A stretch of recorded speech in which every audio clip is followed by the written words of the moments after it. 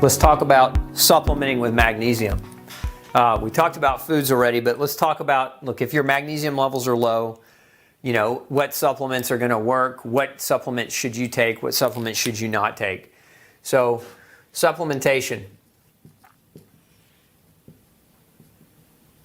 There are lots of different forms of magnesium on the market. There's gluconate, which is one of my favorite. There's citrate, which is another one of my favorite. Just clinically, they tend to work extremely well. Now, what can happen with gluconate for some people is if you take it in too high of a dose, it can cause water into the bowel. It can bring water into the bowel and create kind of a loose bowel or a diarrhea, and that may not be the best source for some people. But when you combine these two, it tends to work really well without creating that problem. There are other forms of magnesium as well. Magnesium gluconate. We've got magnesium malate. So again, a couple of forms, and then there's magnesium oxide. Now this form I don't so much recommend. It's very poorly absorbed. The pills are huge because magnesium oxide in order to get the magnesium in it, it's mostly oxide and very little magnesium, so the pills get bigger. And it's not, because it's not very readily absorbed, it's just not a good source. So if you're looking like at a multivitamin, if you're looking on the bottle of your magnesium and this is the term you're seeing, it's probably not worth what you paid for it. And, you know, best advice I could give you is throw it in the garbage and start over and look at some of these other forms. Now, if you do have a problem when you take magnesium with it causing loose bowels, there is a form of magnesium you can take that doesn't tend to create that, and that's magnesium chloride. Magnesium chloride, although it's not by concentration, it doesn't have as much magnesium in it, elementally speaking, as some of these others. It's a better form in terms of not getting the side effect of diarrhea. Now, some also find that you can absorb magnesium through the skin, so magnesium oil is another option, and then Epsom is another option. So these are kind of most of your big options here. Epsom salt or magnesium sulfate, and bathing in it, you can absorb it through the skin. So if you struggle with the diarrhea aspect, or maybe you already have problems with loose bowels and you're just trying to potentially get more magnesium, you might consider an oil or an Epsom salt bath on a nightly basis to be better options for yourself in terms of getting your magnesium. Now, how much is safe to take?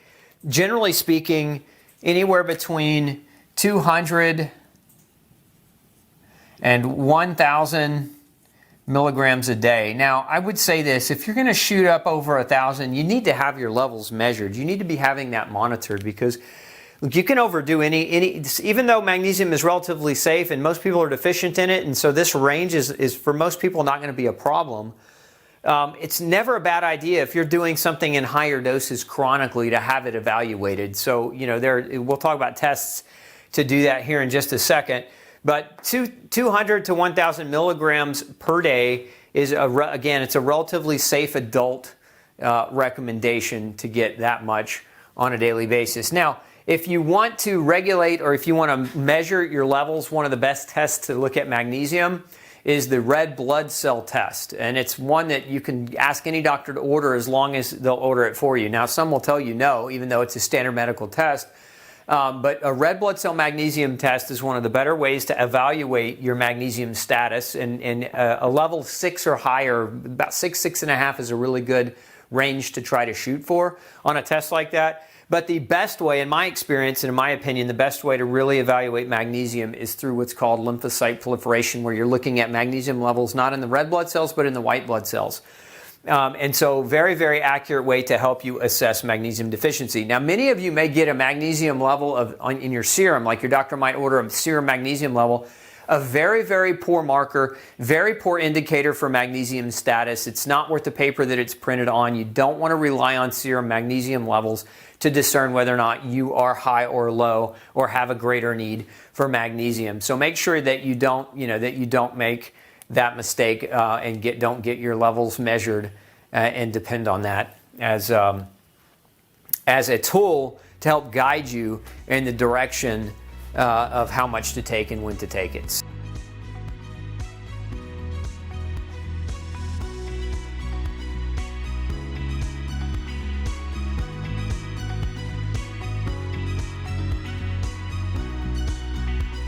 Hey, and if you missed the earlier part of this series, click right here so you can go back and get caught up. The information there might be critical to helping you on your path to better health.